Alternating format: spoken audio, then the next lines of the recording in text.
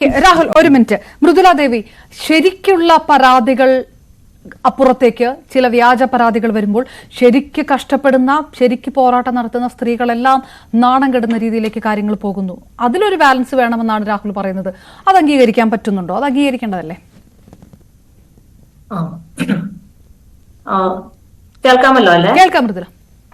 Okay, ഞാൻ അപർണ ചോദിച്ച ചോദ്യത്തിലേക്ക് വരാം.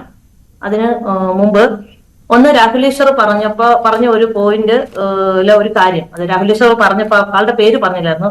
രാഹുൽ പറഞ്ഞത് എനിക്ക് തോന്നുന്നു ഉദ്ദേശിച്ചത് മധുരൈ കേസ് ആയിരിക്കും അല്ലെ? രാഹുൽ, മധുരൈ കേസ് അല്ലെ? മധുരൈ കേസിലെ മധുര എന്ന ആദിവാസി പെൺകുട്ടിയുടെ പേരിലാണ് നമ്മൾ റേപ്പിനെ വേറൊരു തലത്തിൽ ഡിഫൈൻ ചെയ്തു. അതിനു മുൻപ് ഈ മധുരയുടെ കേസ് വരുന്നതിനോ മധുര എന്ന ആദിവാസി പെൺകുട്ടി പോലീസ് സ്റ്റേഷനിൽ വെച്ച് റേപ്പ് ചെയ്യപ്പെടുന്നുണ്ട്. പക്ഷെ ആ സമയത്ത് കുട്ടിക്ക് ആന്തരികമായിട്ട് മുറിവൊന്നും ഉണ്ടായിട്ടില്ല എന്നതിന്റെ പേരിൽ അത് റേപ്പായിട്ട് ഡിഫൈൻ ചെയ്യാതെ ആ കേസ് തള്ളിപ്പോയിട്ടുണ്ട്. അതും ഒരു കോടതിയിൽ നിന്ന് വന്ന ഒരു വിധിയായിരുന്നു. പക്ഷെ അതിനെ അത് സമ്മതമാക്കി കണ്ടുകൊണ്ടാണ് അന്ന് വിധി വരുന്നത്.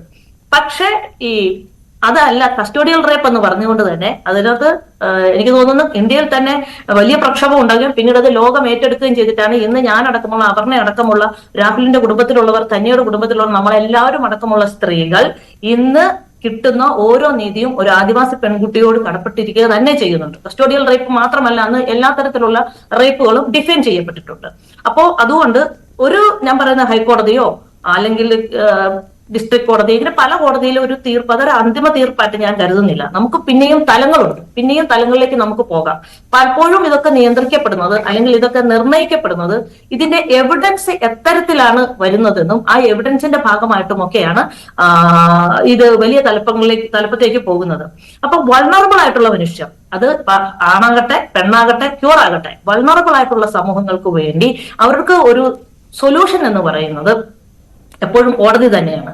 അപ്പൊ ആ കോടതിയിലേക്ക് എത്തുന്ന വഴിക്ക് ഏറ്റവും കൂടുതൽ പ്രശ്നങ്ങൾ ഉണ്ടാകുന്നത്, വഴി തടയപ്പെടുന്നത്, മനുഷ്യ അന്തസ് നഷ്ടപ്പെടുന്നതും ഒക്കെ സ്ത്രീകൾക്ക് തന്നെയാണ്.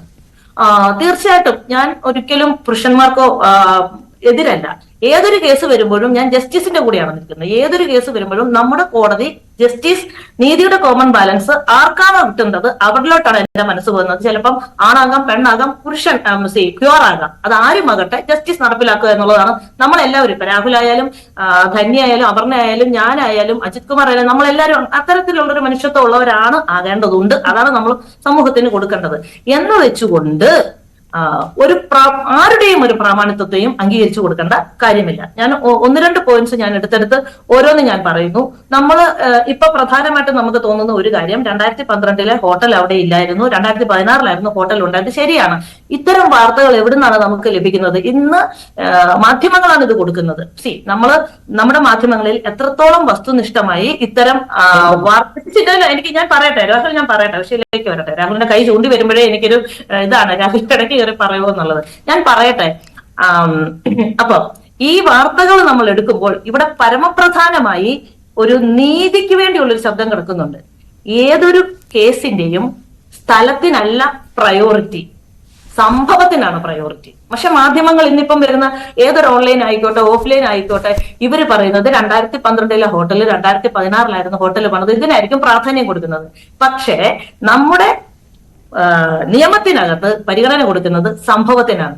നമ്മൾ ട്രയലിനെ വിശ്വസിക്കണം. ട്രയൽ അവിടെ നടക്കണം. ട്രയൽ നടന്നതിന് ശേഷം ആ ട്രയൽ, അതായത് ഇൻവെസ്റ്റിഗേഷൻ നടക്കണം. ഇൻവെസ്റ്റിഗേഷൻ നടത്തി ട്രയൽ അവിടെ നടക്കണം. ഈ രണ്ടു കൂട്ടർക്കും അഡ്വക്കേറ്റുമാർ അവിടെ ഉണ്ട്. അത് നമുക്കത് പ്രൂവ് ചെയ്യാൻ സാധിക്കണം. 2012 അവിടെ ഒരു സ്ഥലം ഉണ്ടായിരുന്നോ, ആ സ്ഥലത്ത് ഇങ്ങനെ ഒരു പീഡനം നടന്നിട്ടുണ്ടായിരുന്നോ ഇല്ലയോ, ആ പീഡനം എന്ന സംഭവം നടന്നിട്ടുണ്ടോ ഇല്ലയോ എന്നുള്ളത് പറയുമ്പോൾ മാത്രമാണ് അത് പൂർത്തിയാവുക. അപ്പൊ അതിനു മുമ്പ് നമുക്ക് ചാടിക്കയറി പറയാൻ പറ്റില്ല. 17 വർഷം എന്ന് പറഞ്ഞത് കോടതി ഇന്ന് പറഞ്ഞിരിക്കുന്നു. 17 വർഷങ്ങൾക്ക് മുമ്പായിരുന്നോ പറയേണ്ടത്? അത് 17 വർഷം കഴിഞ്ഞിട്ടാണ്. അത് ഞാൻ പറയാം. മാധ്യമങ്ങൾ സ്വാധീനിക്കുകയാണെന്നോ? ഒരു വരി ഞാൻ പറയട്ടെ. രാഹുൽ പോകുന്നു മൃദുല. ബോർഡിംഗിലായോണ്ടാണ് മൃദുല മാഡം പറയുന്നത് പോലെ അന്വേഷണം വേണം, വേണ്ടെന്നല്ല. പക്ഷെ 2012 അങ്ങനെ ഒരു ഹോട്ടൽ ഇല്ലല്ലോ, പിന്നെ എങ്ങനെ റേപ്പ് നടക്കും? അതായത് 2016 അതൊന്നും പറയാൻ പറ്റില്ല രാഹുൽ. അതെന്താ മാഡം ഹോട്ടലിൽ അതെന്താ ഇല്ല. അങ്ങനെ അതൊന്നും പറയാൻ പറ്റില്ല രാഹുൽ. ഇൻവെസ്റ്റിഗേറ്റ് ചെയ്ത് കണ്ടുപിടിക്കേണ്ടതാണ്. അത് ഇൻവെസ്റ്റിഗേറ്റ് ചെയ്ത് കണ്ടുപിടിക്കേണ്ടതാണ്. മാഡം 2000 നമ്മളല്ല പറയണ്ടേ. രാഹുൽ അല്ല ചിന്തിക്കേണ്ടത്, വിസ്ഡം കൊണ്ടാണ് ചിന്തിക്കേണ്ടത്. ഈ സമയത്ത് നമ്മളെ ഇമോഷണലി നമുക്ക് ചിന്തിക്കാം, നമുക്ക് കൽപ്പിക്കാം. അത് ചെയ്തിട്ടെ. അതാണ് ചാനലിന്റെ റേറ്റിംഗുകൾ അല്ലെങ്കിൽ നമ്മുടെ സോഷ്യൽ മീഡിയയുടെ റേറ്റിംഗ് ഒക്കെ. രാഹുൽ ഈശ്വറിന്റെ വാക്കല്ല, ന്യൂസ് 18 വാക്കല്ല, ബഹുമാനപ്പെട്ട കേരള ഹൈക്കോടതി കർണാടക ഹൈക്കോടതിയുടെ ഒരു ജഡ്ജ് കാര്യമായ കാര്യങ്ങൾ പഠിച്ചു ഒരു വരി പറഞ്ഞ ഒറ്റ വരി പറഞ്ഞു. 2012 അങ്ങനെ ഒരു ഹോട്ടലിൽ 2012 അങ്ങനെ ഒരു ഹോട്ടലില്ല, ഇല്ലാത്ത ഹോട്ടലിൽ ഒരു സ്ഥലമില്ല.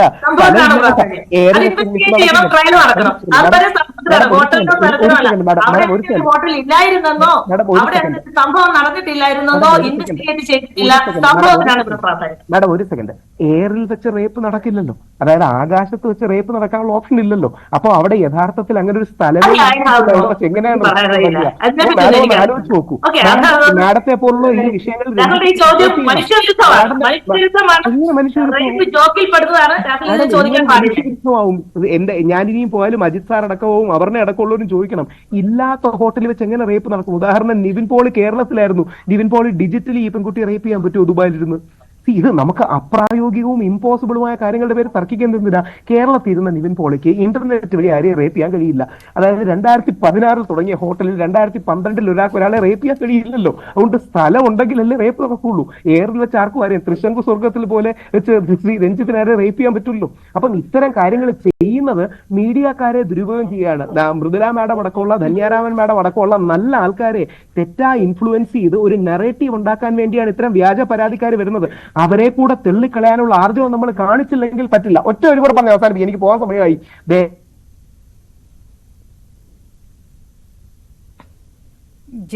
രാഹുൽ 12 വെച്ച് റേപ്പ് സാധ്യമല്ല.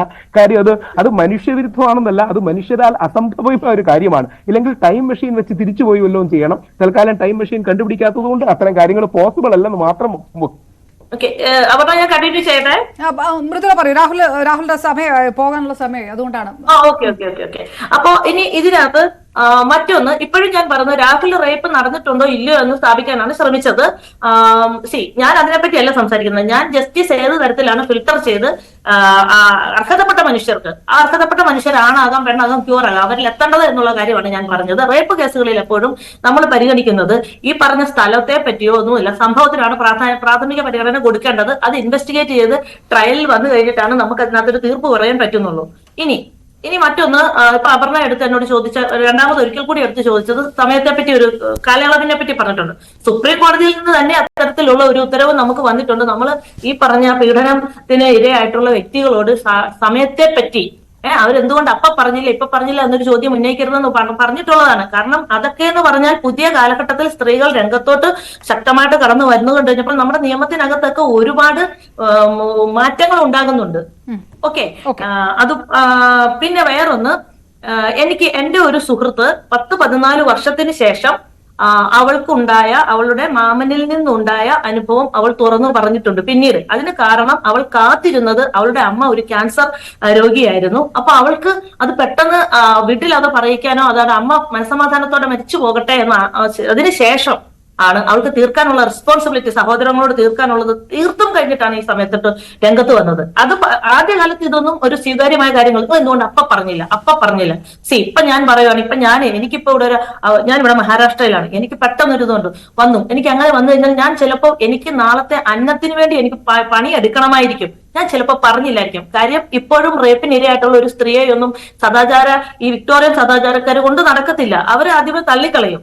അപ്പൊ ആ തള്ളിക്കളയുമ്പോൾ തിരിച്ച് നമുക്ക് ബലപ്പെടുന്ന ഒരു വിഭാഗം പുരുഷന്മാർക്ക് കിട്ടുന്നത് പോലത്തെ വലിയ ഘടകങ്ങളൊന്നും നമുക്ക് കിട്ടുന്നില്ല. അതുകൊണ്ട് തന്നെ പലപ്പോഴും പല കാരണങ്ങളായി ഇമോഷണലി, മെന്റലി, കൾച്ചറലി നമ്മൾ ബ്ലോക്ക്ഡ് ആയി പോകുന്നു എന്നുള്ള ഒരവസ്ഥയിൽ നമ്മുടെ സമയം നമ്മൾ പലപ്പോഴും കാലതാമസം ഉണ്ടാകും. അത് ഓൾറെഡി സുപ്രീം കോർട്ടും സ്ത്രീക്ക് അനുകൂലമായിട്ടൊരു നിയമം കൊണ്ടുവന്നിട്ടുണ്ട്. സ്ത്രീക്ക് അനുകൂലം എന്നുള്ളതല്ല, മനുഷ്യർക്ക് അനുകൂലമായിട്ടുള്ളൊരു നിയമം കൊണ്ടുവന്നിട്ടുണ്ട്. ഈവൻ കോൺസ്റ്റിറ്റ്യൂഷനിൽ പോലും എനി പേഴ്സൺ എന്നാണ് പറയുന്നത്. ഏതൊരു വ്യക്തിക്കുമാണ്, അതാണോ പെണ്ണോ പുരുഷ എന്ന് പറയുന്നില്ല. അപ്പൊ അതുകൊണ്ട് തന്നെ ജസ്റ്റിസ് ആർക്കാണോ കിട്ടേണ്ടത് അവർക്ക് കിട്ടണമെന്ന് തന്നെയാണ് നമ്മൾ ഇപ്പോഴും ആവശ്യപ്പെടുന്നത്.